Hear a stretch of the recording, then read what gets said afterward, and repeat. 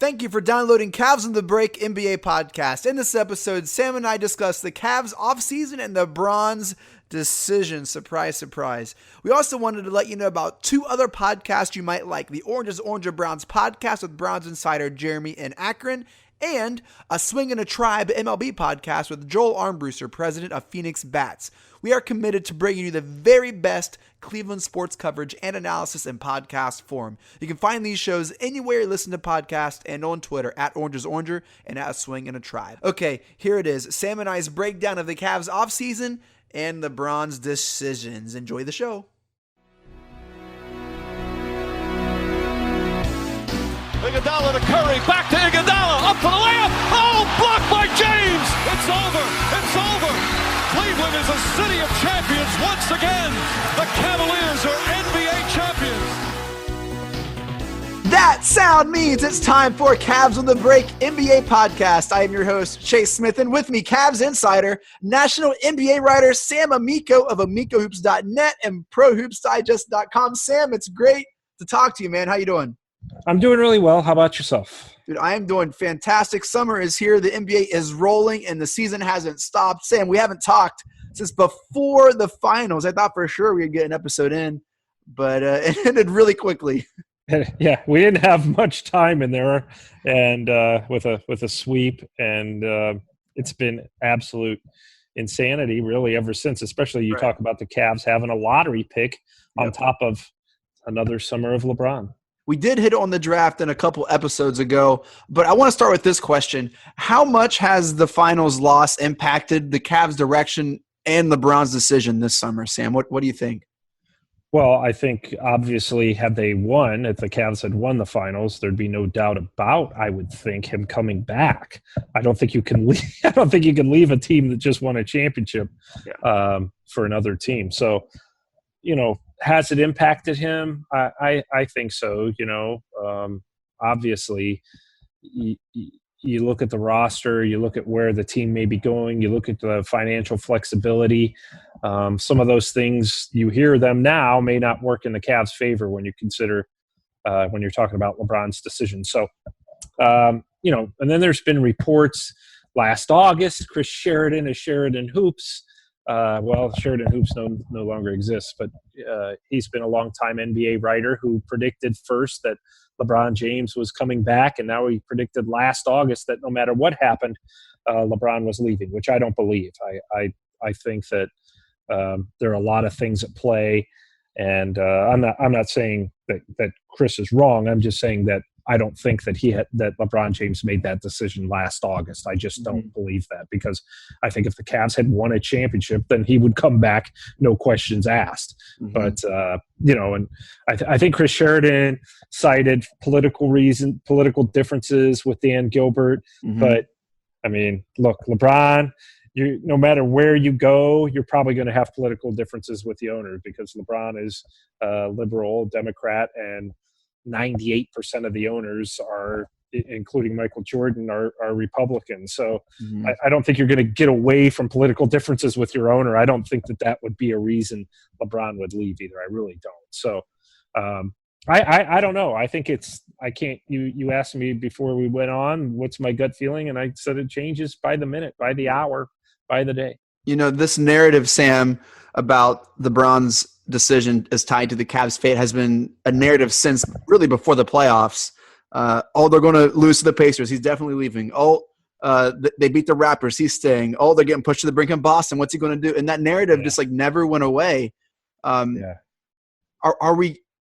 at a place where wherever LeBron goes, they're going to be successful. Right. And so I've never really understood that narrative so much, because they're saying Lakers right now. It's between, essentially, it's between the Lakers and Cleveland. The Lakers, they had a worse season than almost all the NBA teams. So that I think is pretty moot. Well, it's very true. LeBron could go to the Charlotte Hornets and they would be the favorites in the Eastern Conference. LeBron could go to Atlanta Hawks and they would be way up there in the Eastern Conference, if not the favorites. So Yeah, I mean, that you're right. That narrative doesn't make a whole lot of sense. The thing that's amazing to me is, if he were to go to the Lakers right now, just as they are, I don't think they wouldn't beat Golden State. If he went to the Lakers right now with Paul George, they wouldn't beat Golden State. If he went to the Lakers with Paul George and Kawhi Leonard, maybe they beat Golden State. Maybe. But Golden State, remember this. You don't just throw together a team and expect them to be cohesive. Golden State has star power and cohesion and experience at winning time. Yep. And they have been together. You don't just throw together a team to beat that type of lineup. And if I'm LeBron James, I'm thinking, no matter where I go, I'm going to be second to Golden State. Even if I get Paul George and Kawhi Leonard in Cleveland, we're still chasing Golden State. Yep. Okay? It's not a surefire thing that you're going to beat Golden State no matter where you go. So for me, it's just take the max money and stay home. That's my philosophy. Least we forget, Houston pushed Golden State to 7, and they should have won. Yes, Golden State. Now, there is that. There is that philosophy. Now, if you're LeBron and you could somehow get to Houston, do you put Houston over the edge? Maybe, or put them over the top. Maybe you do, but maybe you don't. And Brian Windhorst, the excellent ESPN reporter, also from Akron, right. I might add, right? The better of the two NBA reporters from Akron. No, don't sell yourself short like that. But he has he said it best at the beginning of free agency. There is no perfect situation for LeBron to leave for. There's no perfect situation. Now, if he wants to go to Hollywood, plant his flag in Hollywood, which I don't think makes sense either, because he's already been in a movie while a member of the Cleveland Cavaliers, and he's been executive producer and producer of television shows while a member of the Cleveland Cavaliers. You don't need to move to LA to do that, not in today's day and age. Now, if he wants to just go mingle with the stars and live where the stars live, then there's that. But I don't think LeBron, that's what it's about. I don't think, because guess what? If I'm LeBron James, Los Angeles and Hollywood are always going to be there. They're going to be there when I'm still a young guy at 40 and likely retired. I can go out there as soon as my career ends. And so, to me, all the narratives that are pushing him out are not real reasons, I feel like, that would make me want to leave if I'm LeBron James. I'm not saying that he'd be wrong for choosing that to move to LA and want to mingle and hang out with the stars, or try to play with Paul George and Kawhi Leonard in LA.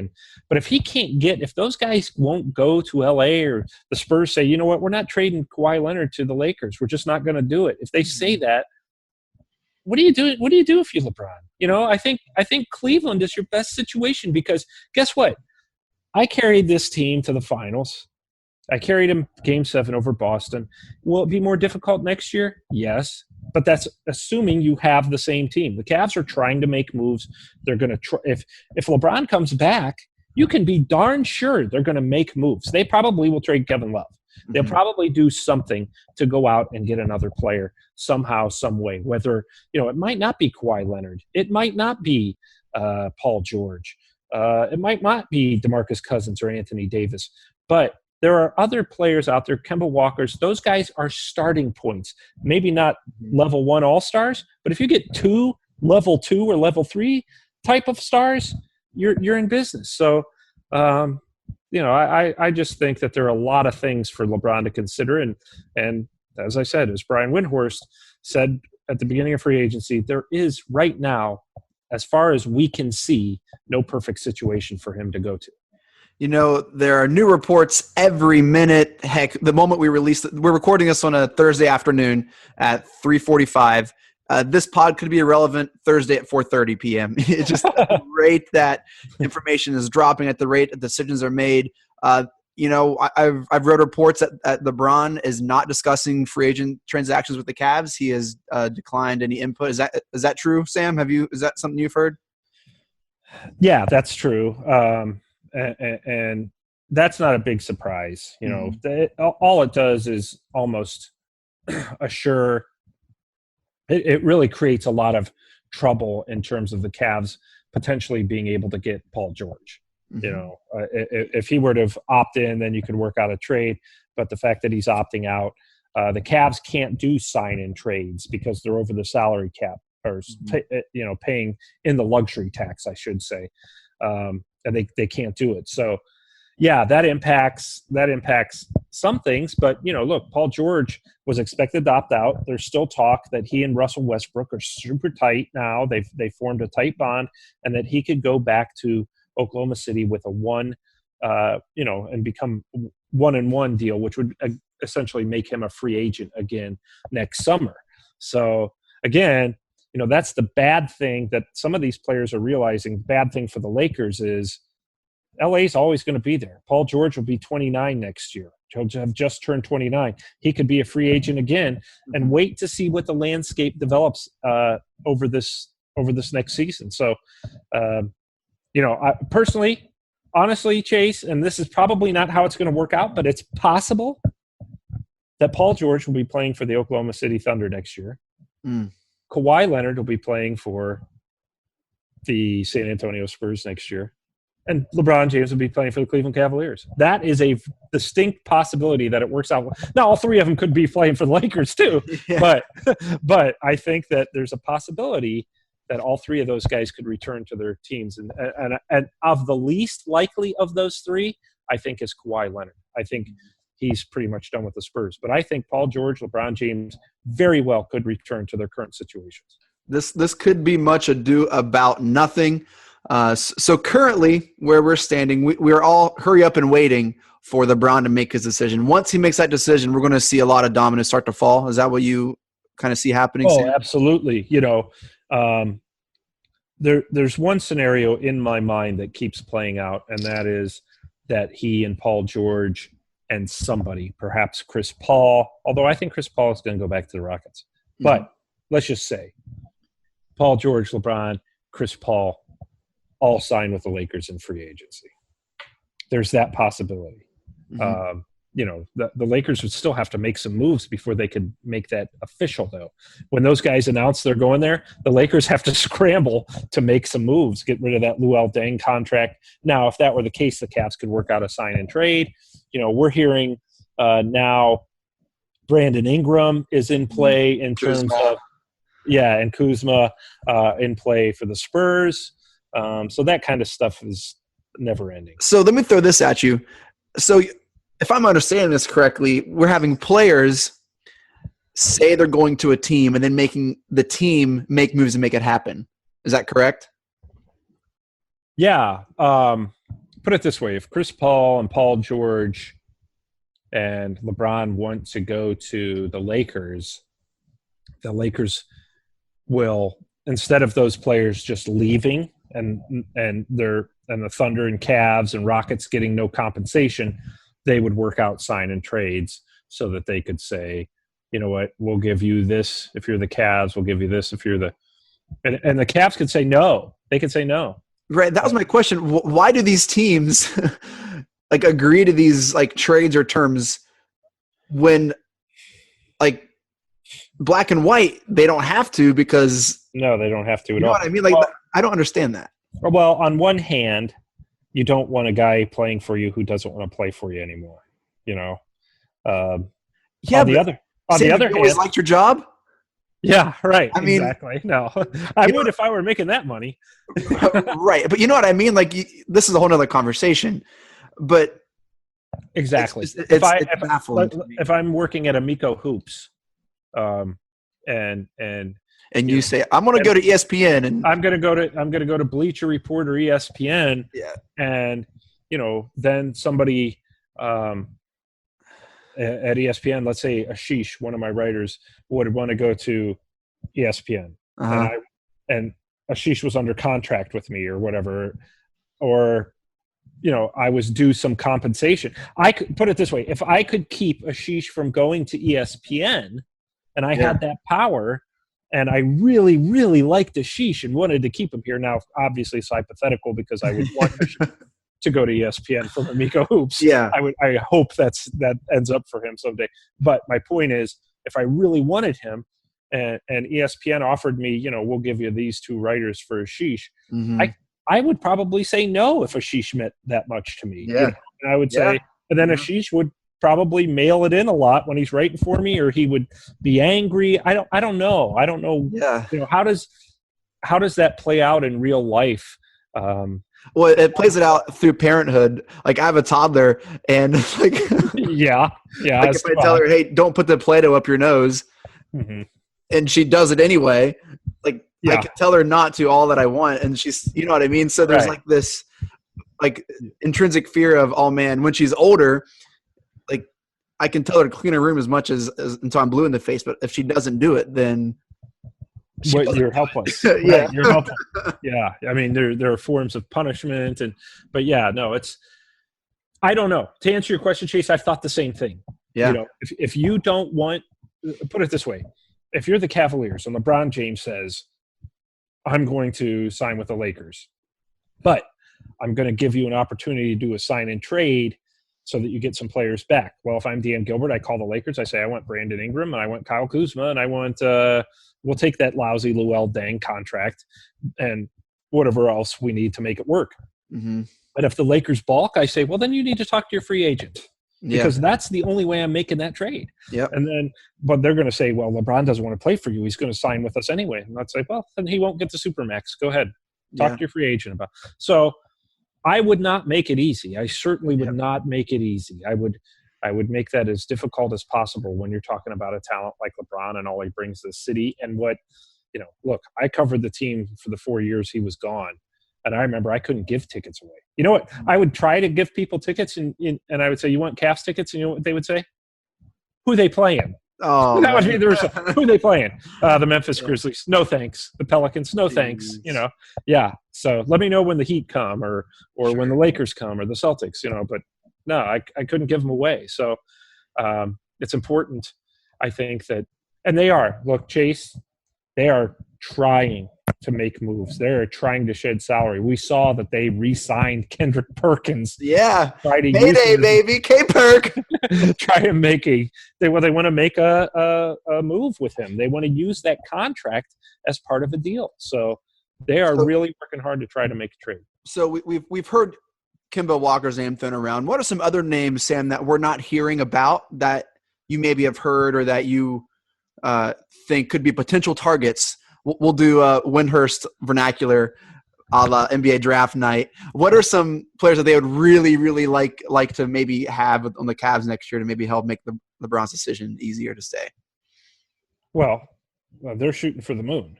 I mean, they're talking to the Spurs about Kawhi Leonard. They are trying to clear cap space to sign Paul George, which is probably next to impossible.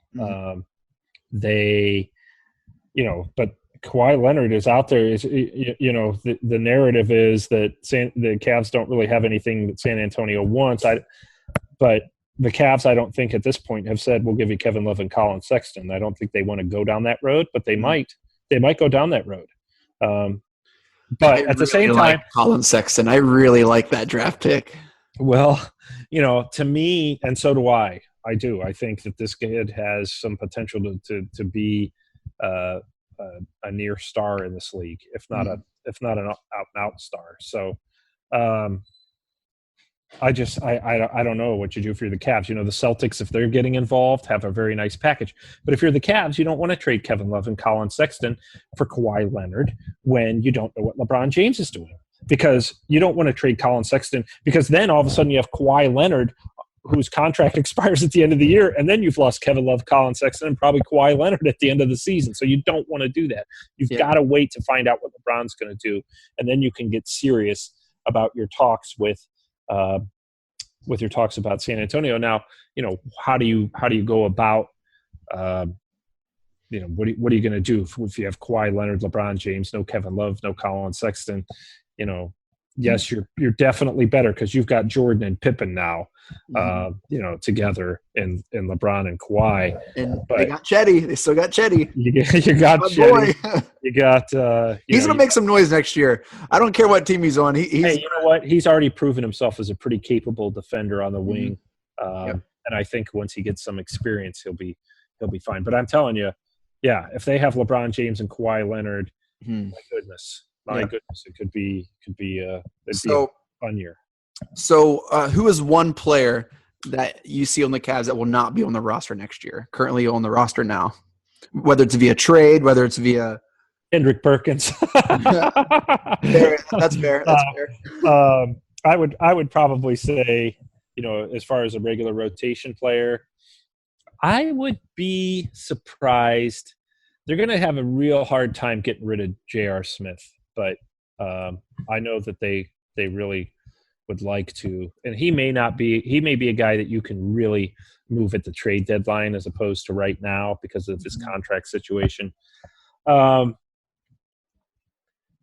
trying to think who comes off the bench for them. Nance, Clarkson, Hill. I think that Hood could potentially be gone, and I know that they offered him the qualifying offer, making him a restricted free agent. But that's a guy they could potentially move somehow, some way. You see Korver coming back? Yeah, I mean Korver, his deal's not that big. He does help you. Although, look, if there's a contender or a team that really likes him, like a San Antonio, he'd be a great fit in some place like that playing for Popovich. So I do think those guys will come back. Right now, Chase, I can't figure out the roster until LeBron decides what he's going to do. I can't make predictions on it because there's just too much at stake. If he comes back, I put it this way, and I've said this before without being specific because I can't give you specifics without guessing. This roster's the one thing I will say is this roster's going to look a lot different in the fall. Yep. I think it will. I think there's a really strong potential for Kevin Love to get traded, even though they have said publicly, put the word out that we may keep him either way, but I don't think they're determined to keep Kevin Love at all. But they just don't want him to think if they can't trade him again that they tried once again. But his name's already been thrown out there by them, and people are calling them about him. So, and look, there are we always try and do these straight up trades as media and fans, which is who can the Cavs trade to get Kawhi Leonard? Well, nobody. But you got to think about three teams, draft picks, all that kind of stuff. Yep. It's pretty interesting what can develop. And really, like you said, LeBron signs, all the dominoes will fall. Or Paul George signs back with the Thunder. Did something just develop there? I don't know. I'm just saying. That, I thought something could. It could. Okay. Paul George could. I saw you. We're doing a video kind of conference call again. I was looking at my phone, but I know. I got all excited. You're like, and then you trailed off looking at your phone. I'm like, breaking news. No, I was just looking at my phone. It was actually the other thing to think about too is with the Clippers and Mavs. The Mavs really want DeAndre Jordan, and apparently DeAndre Jordan wants to go there. So the Clippers and Mavs are in talks.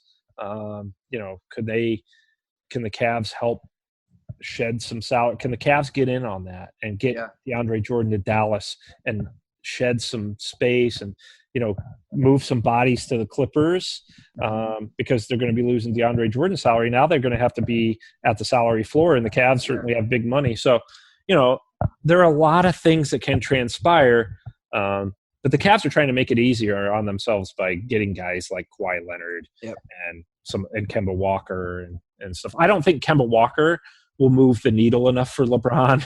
You know what I mean? And I know the Cavs certainly don't want to give up Colin Sexton. Yeah. I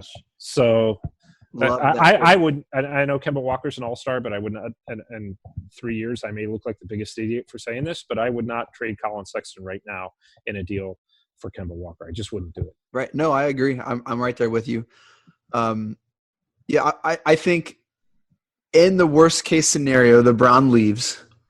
I think life after LeBron could be promising for the Cavs because we're looking at Colin Sexton, we're looking at Larry Nance Jr., we're looking at Chetty Usman, my boy Chetty. Don't say Jordan Clarkson. No, but those three players, I think they have a motor that none of the other Cavs players have. They're long, athletic, kind of like this they're intense. Yeah. And the big knock on LeBron's Cavs is where's the defense, where's the drive, where's all that, and those players, the players that Kobe Altman's brought in, have kind of tried to buck that trend. So I'm really excited just to watch exciting basketball, regardless of if LeBron is there or not. I see this future, and it's exciting. Well, look, at some point LeBron's going to be gone, and how are you building the team in to keep it competitive when that happens? He's going to be 34. He's probably, look, there aren't a whole lot of guys who are NBA All-Stars at 38. Now, maybe LeBron is an NBA All-Star at 38. I until he starts to show some fade in his game, I'm not going to rule that out. But the point is, you have to start preparing and getting in the mindset that eventually he's going to be gone, and it's not going to be real long. Now, even if he comes back. Now, if he doesn't come back, and I wrote this on one of my columns on the website, is there's still going to be Amico Hoops, which everybody should celebrate. There'll still be a Cavs on the Break podcast. That's right. We'll still be there on the airwaves. But what's most important is there will still be pro basketball in Cleveland. Yes. And it was a wonderful run. They won a championship. And, people are going to say, oh, now you're talking like a guy who sounds like LeBron's leaving. I'm not doing that at all. I'm just saying that it's not the end of pro basketball. That's right. In Cleveland if that happens. And at some point, you're going to have to start rebuilding and start developing guys and start getting ready for life after LeBron, because it's going to happen. And, you got to start doing it now. And I wouldn't be trading away draft picks and all that unless LeBron comes back. Then trade away draft picks, sure, because the future is right now. Right. And then you're going to stink after he leaves anyway. So who cares about the draft picks? But right now, you want to your object is to get him back in Cleveland and to go chase championships. However, that put the best team on the floor you can. People say, well, you just said that they wouldn't beat Golden State, but you know what? You put the best team on the floor that you can, and maybe Golden State. Anything can happen, man. You can have team dissension for the Warriors. These aren't things you root for. You want to beat them fair and square, but you get injuries. There's team dissension. There's complacency. There's Golden State obviously now is a team with a target on its back night in and night out, so that wears you down. So there are things that can happen, and that applies to be fair, that applies to Los Angeles. If the Lakers were to get LeBron, I would say the same thing. Look, are they favored to beat Golden State if everybody stays healthy? No. Would the Cavs be favored to beat Golden State if everybody stays healthy and they had Kawhi Leonard and Paul George? No. But you have to look at, there are certain dynamics that creep in during the season and the postseason that can give you a better chance. If you don't have the very best team in the league, guess what you want? The second best. Well, no, I'm saying. Oh, I was going tank. I was like, if you have a chance to win, man. No, I think the second best, because guess what? There's something could go wrong with the first best. That's true. That would give you the opportunity. Sorry, I went to the Sam Hinkie School of Strategy. Yeah, you don't want to go to the finals. You just want to tank. But you know what? That's okay. I think if they don't do that, then clear some space and start drafting again. So we mentioned this on other episodes. Just enjoy the ride. LeBron came, whether he's going to stay or not. An incredible moments, incredible memories, a lot of fun, a championship. And if any city can appreciate having a professional team, it's Cleveland. Having one being sold and then getting it back. And so Sam's right. Cleveland, enjoy basketball. Enjoy the Cavs. Go to the game. Support the squad no matter what happens. And Sam, we will be here. Miko Hoops, Pro Hoops Digest, and Cavs on the Break will be here, whether it's with Colin Sexton at point or whoever else.